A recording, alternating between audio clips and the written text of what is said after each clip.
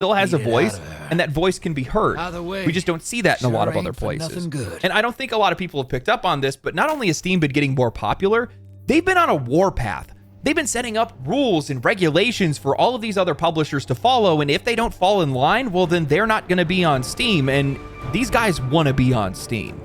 And I realize that a lot of people are going to push back and say that's a lot of power for one company to have, and you're absolutely right in that. But from my perspective, they've also become our de facto legislators in an industry that is wildly underregulated. They are putting consumer protections in place in an industry where those consumer protections don't exist. And why are they doing it? Well, it's because they value their audience. We've had plenty of conversations about an industry at war with its own audience. Well, this is the last bastion of that industry where they still care about us. So from hitting 40 million concurrent players on Steam and exposing Activision Blizzard to beating Amazon and not even knowing it, today what we're going to do is we're going to talk about the continued success of Steam and how they're drawing battle lines nobody wants to cross. If Steam was ever going to have a competitor, it would have been Amazon, because they have the money, the infrastructure, the Twitch integrations they could do to be able to create something massive, but instead, they threw billions at a problem and made nothing.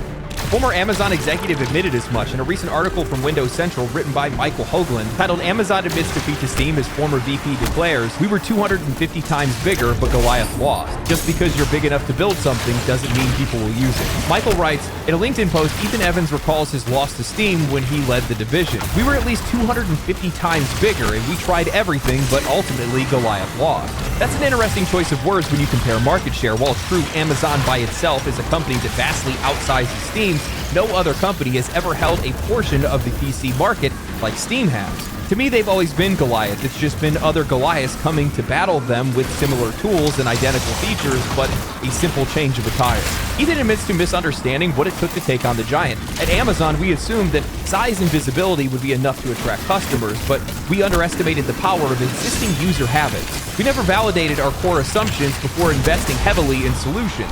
The truth is, gamers already had a solution to their problems, and they weren't going to switch to another platform just because a new one was available. When a person is happy, they don't go look elsewhere because something else is available. When a player has a large library of games, achievements, friends, and hours spent on a product platform, what's the reason for them to shift?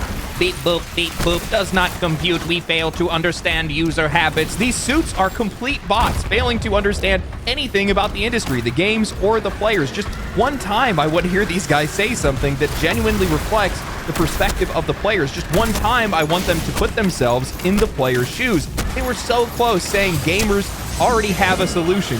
The issue is these suits don't understand the problem being solved is them. Amazon thought that they could brute force their way into the PC gaming space, but they never understood why people use Steam in the first place. Steam's not just a storefront, it's a platform that's built on trust. Valve isn't some faceless mega corporation chasing quarterly earnings reports. It's a company ran by people who actually understand games. When they make changes, it's almost always in the favor of the developer or the player. They give developers real tools. They don't try to nickel and dime their players. They treat the ecosystem like a living thing, not a cash register. Meanwhile, Amazon thought that they could just throw some money at Twitch streamers, slap together a launcher, and all of a sudden compete with Steam, but they were wrong. Nobody cared. Nobody wanted to use Amazon's half-assed gaming service. Even with all of their unlimited money, they still couldn't buy relevance. And that's why Steam is untouchable. It's not about the games, it's about how the platform treats you. And unlike every other company within this industry, Valve doesn't treat its customers like walking ATMs. Amazon failed, Epic failed, Ubisoft failed. Every single competitor who has tried to take on Steam has failed, and it's because Valve actually respects their customers. Imagine that, a company that doesn't hate us. You know, I'll be honest with you guys, if it wasn't for me actually reading these headlines, I wouldn't even have known that Amazon even had a storefront. That's how little people were talking about it. That's how little people were interested in anything other than Steam. And Steam's success isn't going to be stopping anytime soon because it's part of a much bigger shift in this industry. PC gaming is growing faster than ever, and the data proves it. As reported by IGN in an article titled "Steam Tops 40 Million Concurrent Players for the First Time as We All Jump In to Play Monster Hunter Wilds," Vicky Blake reports Steam, the most popular digital game distributor for PC players, has once again broke its own concurrent user record, reaching 40 million concurrent players for the first time. Over the weekend, which just so happened to coincide with Monster Hunter Wilds launch on Friday, February 28th, Steam logged 40,270,997 simultaneous players. breaking its previous record of 39.9 million players set in February 2025. In fact, according to SteamDB, Steam's concurrent record, seen by some as a way of measuring the success of Valve's digital platform, has been broken almost every single month since May 2024, with the concurrent peak rising from 35.5 million players to 40.2 million in just 6 months.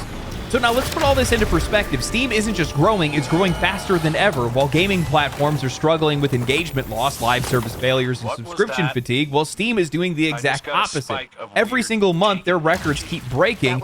Every year, their foothold in the industry gets stronger. And that's because PC gaming isn't slowing down, it's accelerating. Consoles used to be the convenient option. Plug it in, press start, and play. But that illusion has started to crack. Next-gen console hardware launched with big promises, but what did the players actually get? 30 FPS modes, aggressive upscaling, missing features, and all the while, these platforms have done little to improve the customer experience. I mean, we have people that are buying the hardware outright, subscribing to play online using the internet they already own, and they're being filtered into a limited ecosystem of games where their reviews mean nothing. They're being bombarded with ads on their dashboard, and they're locked out of basic features. What exactly are these people playing for? Of course they're going to start going to PC.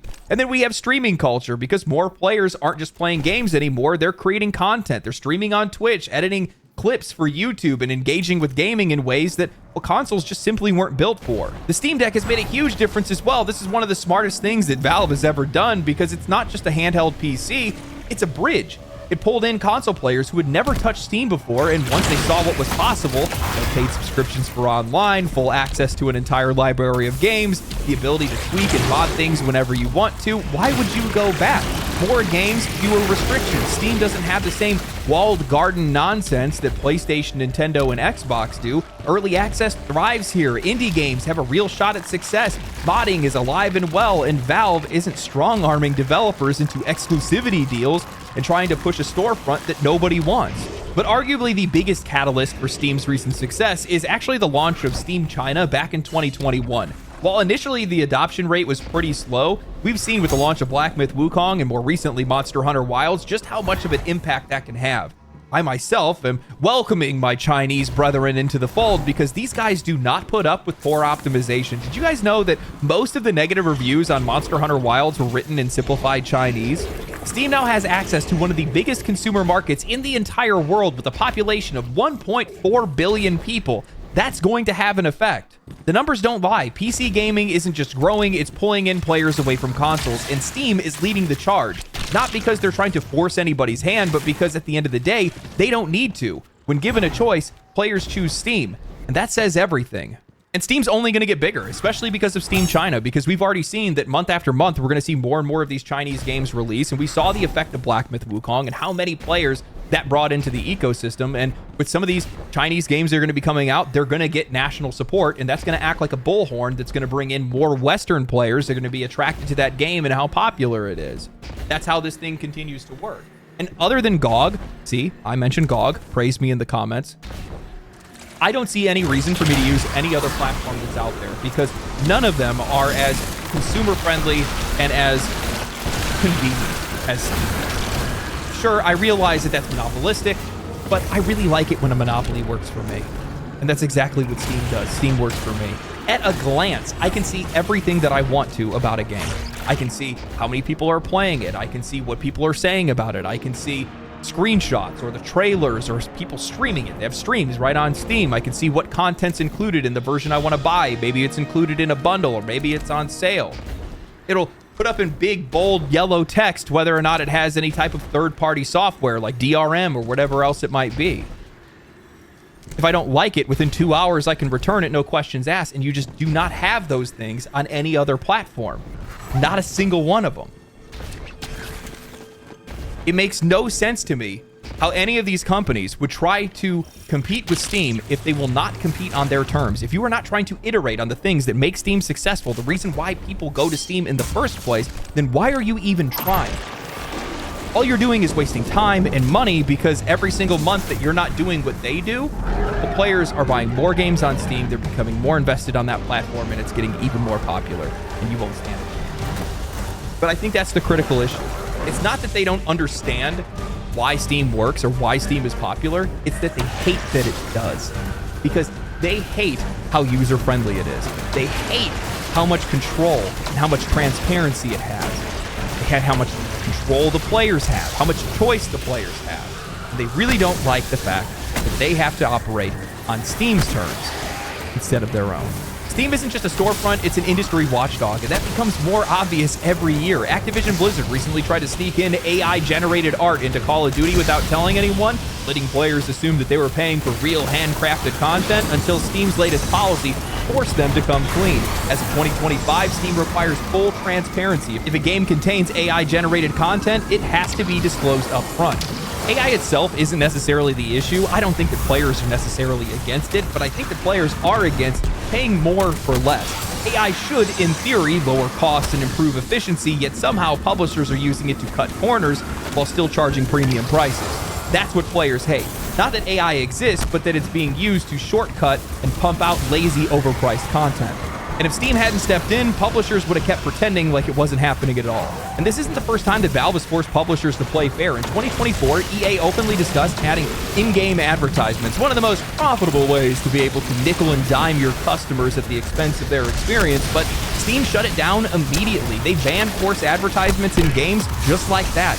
While other companies may see gaming as another passive entertainment platform to monetize like streaming services, Valve made it clear players should not have to sit through a commercial break to play a game that they paid for. No wonder Sony's been so hesitant to move to Steam. I'm sure they'd love to cash in on that ad patent they've been sitting on. But if that wasn't enough, and this is something we've talked about in a previous video, Valve also cracked down on one of the biggest publisher scams, selling season passes and DLC with no intention on delivering the content on time. For years, developers have been getting away with promising post-launch expansions, collecting money up front, and either delaying their content indefinitely or just canceling it altogether. But Steam changed the rules. Now, if a developer misses their content or their DLC deadline and they don't notify Steam of the delay, Steam will automatically refund players. No waiting, no arguing, just instant refunds. Name another platform that does that. We can't. But what really pisses off these publishers about Steam isn't their policies, it's their transparency. Valve actually gives the players the information they need before making a purchase. And that's a serious threat to an industry that's built on hype, artificial scarcity, and manufactured popularity. Taking current player data, for example, Steam lets players see exactly how many people are playing a game in real time. A feature that Ubisoft reportedly wanted to see them removed, but it's obvious why they would want to have it gone. Publishers do not want you to see the actual numbers. They want you listening to journalists to tell you that the game is popular. But on Steam, you don't have to take anyone's word for it. You can go see the numbers yourself. You can go see if a live service game is thriving or barely hanging on. You can decide if it's worth investing your money into or if it's already a ghost town that won't last another 6 months. And that's a problem because this directly conflicts with their financial goals. These companies have no problem making players spend money before they eventually pull the plug, and they have no issue gaslighting players into believing a game is alive and well when it's not. You know what else directly impacts their sales, or at least should? Reviews. And nothing forces publishers to be more honest than Steam's review system. This isn't just a feature, it's one of the most powerful forces in gaming. A single bad decision can sink your game overnight. When Sony tried to force in PlayStation logins into Helldivers 2, Steam players review bombed the game so hard that Sony backtracked in record time. This wouldn't have happened on any other platform, but on Steam, negative reviews can actually affect sales, which means developers can't ignore them. And it's not just PC players that are checking out these Steam reviews. Console players are relying on them too, because let's be honest, gaming journalism is dead. IGN, Kotaku, GameSpot, these outlets have turned into nothing more than corporate mouthpieces, handing out 9 out of 10 scores to garbage, half-baked games, dismissing real player concerns and treating criticism like it's toxic. Nobody trusts them anymore. Players aren't going to waste their time and money based on some paid-for Metacritic score. Instead, they're going to go check out Steam because that's the place where real, unfiltered player opinions actually matter. Steam lets players organize and warn each other. Unlike other platforms that try to suppress discussions that might hurt their sales, Steam allows open, unmoderated discussions. Take Sweet Baby Detected as an example, a group that tracks a specific game consultancy agency that was involved with writing different games. Whether you agree with them or not, players deserve the right to know who is shaping their games and if they want to buy something that they are involved in. The gaming press wanted Steam to shut it down, developers tried to call for its removal, but Valve, they didn't cave. They didn't censor it, they left it up. Here's the truth, Steam doesn't just compete with these other storefronts, it is regulating the entire industry. Anytime Steam makes a change or bans something entirely, these publishers and developers have to fall in line, otherwise they're not going to have their games on the biggest platform in the world. And with how hard it's been for some of these companies to actually profit off of some of their games, they cannot afford to not be on Steam. That's why Steam is such a threat to modern gaming. It exists in direct opposition to everything that these big publishers have been wanting. It's too user-friendly. It gives players too much control. It's too transparent, and it forces them to play fair. And that's why these companies keep trying so hard to replace it. Epic burned billions trying to make a competitor. Amazon failed before they even got started. Ubisoft, EA, and a bunch of other publishers have abandoned their own PC launchers because nobody wanted them. Every attempt to take Steam down has failed. And why is that? Well, that's because when given a choice, players are always going to choose freedom over control. And that's why they're choosing Steam. Valve isn't just another faceless corporation. It still operates like a game developer. It's not run by marketing executives or analysts that don't play games. It's run by people who actually understand video games. They make video games. That's why Steam has a clear identity and one that prioritizes the players over the publishers.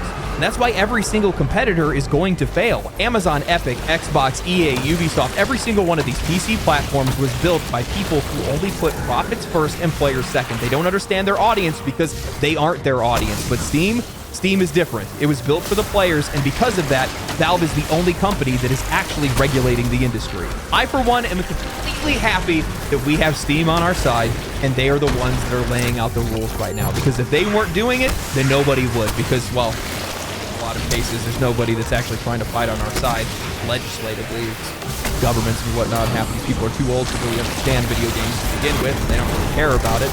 And even if they did, well, they just probably have some people that would lobby against it, and then they make it worse. So, yeah. But there isn't a single company within this industry that could compete with Steam. And I say that with the utmost confidence, because you have a company that, one, isn't publicly traded, so they're not being influenced by investors or trying to make money for other people. They're just trying to make money for themselves. And on top of that, these guys make more money per employee than Apple and Google. They're making more than enough money that they don't even care. And the only way for them to make more money, at least from their perspective, is just to invite more players in and then protect that audience, protect those customers, because that's the way that they stay. If you use them and abuse them, well, they're going to go leave. They're going to go somewhere else or something like that. That's not what we want. No. That's the reason why when we look at Steam for the most part has been on autopilot. They don't need to change anything. They don't need to do anything to it. They don't need to add anything other than video games, more games for me to play and buy. That's the reason why these guys are going back to making video games right now. That's the reason why they're going and making a Steam Deck, because they're making ways to invite more players into the ecosystem rather than milk the players that are already there. That's how their vision is completely opposite for the rest of the entire industry, because these guys are so focused on trying to squeeze every drop out of whoever they have, they end up scaring everybody else away, including the people they're squeezing. It doesn't work out in the long run. Now, while Valve has definitely betrayed us in the past, I'm not going to pretend like they're a perfect company. They are the ones that popularized loot boxes in a lot of ways. From my perspective, they're one of the very few that are still on our side and are still working for our best interest. They're still working for us. And that's the most important thing. Well, I think a lot of people believe that Steam's going to change one day, and fair enough, all companies change, things change. It's how the world works more than anything else. You know, this company is so small. They make so much money. They only have 300 employees. They have such a focused philosophy on video games and players and customers and their platform. I don't see that going anywhere. When you have a company that small with that strong a leadership, that doesn't just disappear overnight. That doesn't disappear when Gabe Newell leaves the company. Yes, I know, we have a 62-year-old man that basically has the health and fairness of the entire video game industry weighing on his shoulders, but he doesn't really take me as the kind of guy that would just walk off and leave somebody else to burn it down. You're likely going to pick somebody that's going to be a solid successor. So yeah. Man, these publishers have to hate Steam. They are stomping all over every single dirty little nasty trick they want to pull. They're not going to get away with any of it, not unless they want to make money. If you want to make money, you better be on Steam. Anyway, hope you guys enjoyed the video. I enjoyed it. Thank you guys for watching. Share the video. Subscribe to the channel. Follow me on Twitch. Like the video. Comment on the video. Follow me on Twitter. That is all I have for you today. Stay cool, stay righteous, stay safe. I'll catch you in the next one. Peace.